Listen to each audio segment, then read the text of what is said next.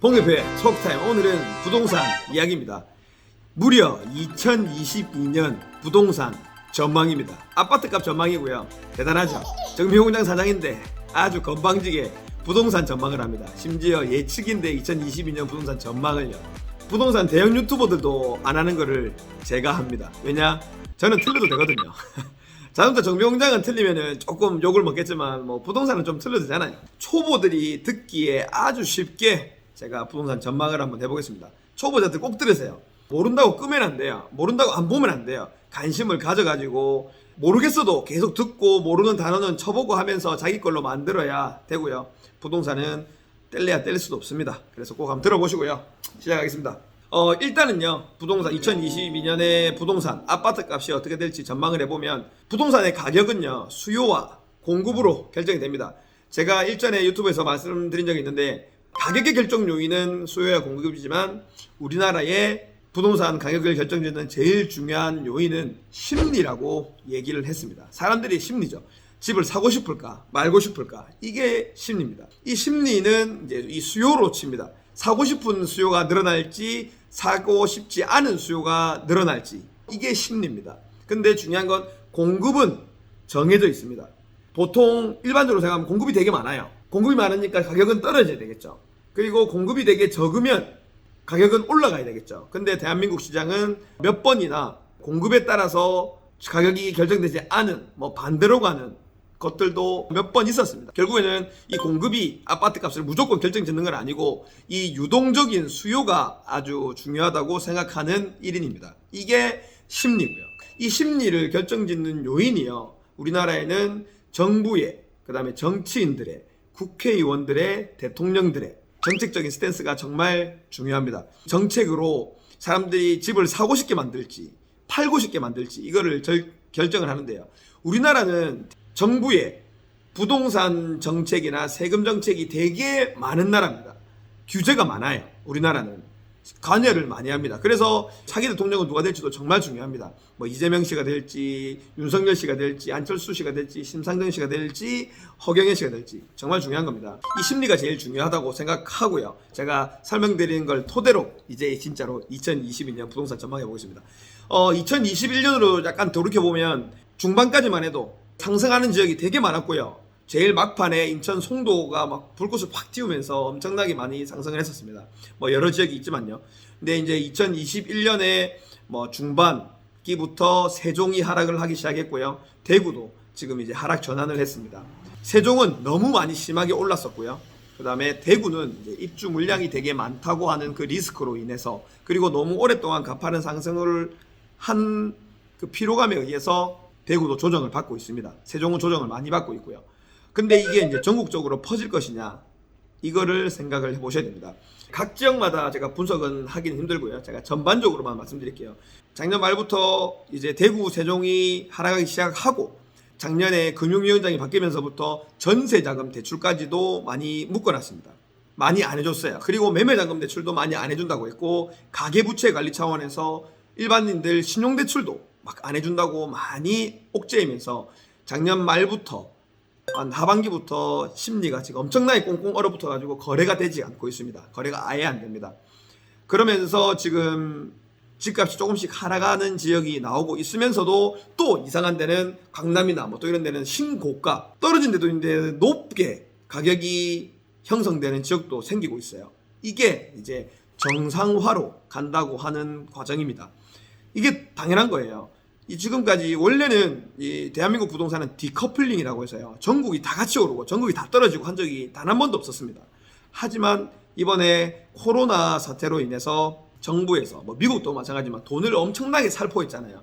전국민 재난지원금 주고 하면서 통화량이라고 합니다. 통화량이 뭐냐면 이제 그냥 돈이 도는 양을 통화량이라고 하는데, 이 통화량이 엄청나게 많이 올라갔습니다. 이게 뭐 M1, M2라는 통화량을 나타내는 지수인데 이게 엄청나게 높아졌어요. 근데 이 통화량이 올라가는 만큼 집값이 올랐는데 그 통화량보다도 집값이 더 올랐다는 수치도 나오고 있습니다.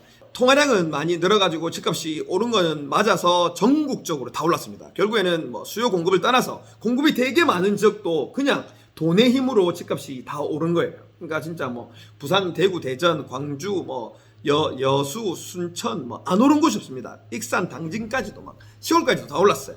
이게 이제 돈의 힘으로 올랐는데 이제 이런 그냥 무작정 올라가는 시장은 끝났습니다. 이제는 디커플링 양상 국지적으로 이제 오르는 곳이 생길 거고요. 내리는 곳도 생길 겁니다. 심리는 이미 이제 침체되어 있는 상황입니다. 이미 우리나라 정부에서 대출을 많이 옥죄어 놓은 상태고 지금 약간의 공포감이 나와 있습니다. 그리고 대통령이 누가 될지 따라서 이 심리는 조금 더 줄어들 수도 있고 다시 올라갈 수도 있어요. 그리고 대출을 얼마나 또 푸느냐에 따라서 또 내려가고 올라갈 수도 있습니다. 근데 이 심리는 이제 크게 많이 올라가지는 않을 것 같고 제 생각에는 적정선에서 유지가 된다고 하거나 적정선보다 조금 밑으로 가 있다고 하면 이제부터는 공급이 중요해지는 겁니다. 여태까지는 공급이 적정 공급보다 더 많았는데도 이 수요가 엄청나게 높았고 근데 이 수요가 이제 적정 수준에서 내려왔고 적정 수준보다 내려갈 확률이 좀 더 크다고 생각하고요. 그래서 이제는 국지적으로 여러분들이 계시는 지역에 아파트 공급 물량이 많으면 이제는 조금은 조정받을 수 있고 쉬어갈 수도 있고 아파트 신규로 들어오는 아파트들이 없으면 집값이 조금 오를 수 있다고 생각합니다.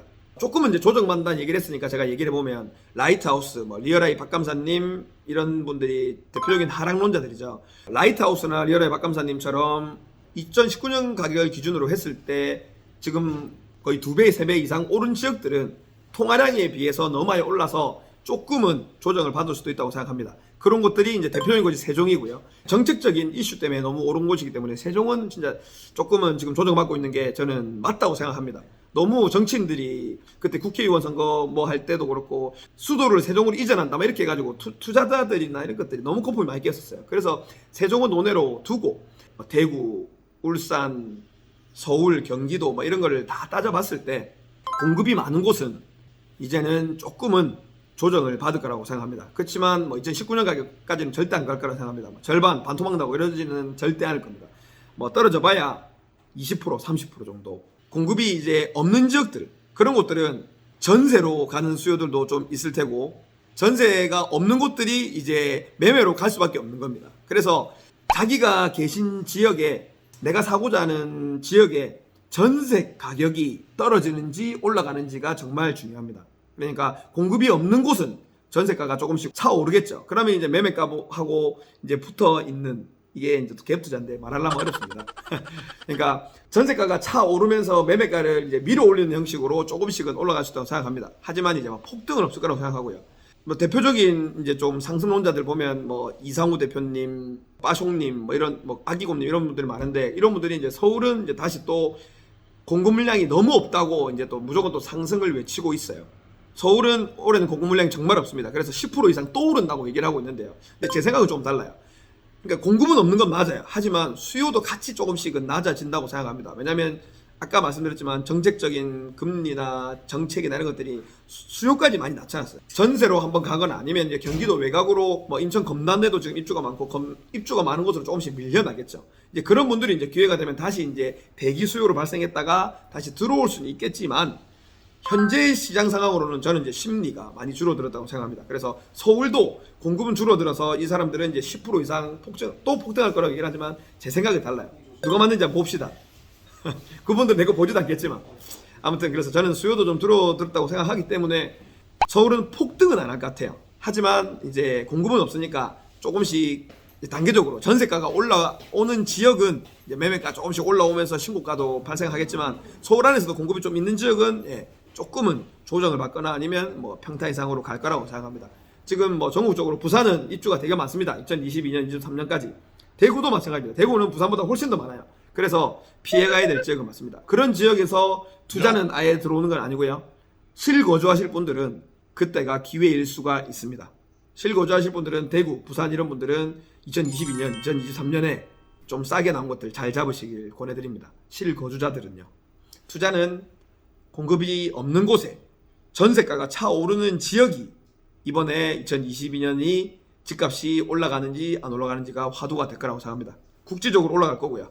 결론은 공급에 의해서 올라가고 내려가고 할 텐데 공급이 예전에 생각했던 공급보다 좀 작아진지요. 하지만 수요도 같이 줄어들었기 때문에 예전처럼 이제 폭등하는 시장은 많이 없을 거고 공급이 많은 지역은 조정을 조금 받을 거라고 생각합니다.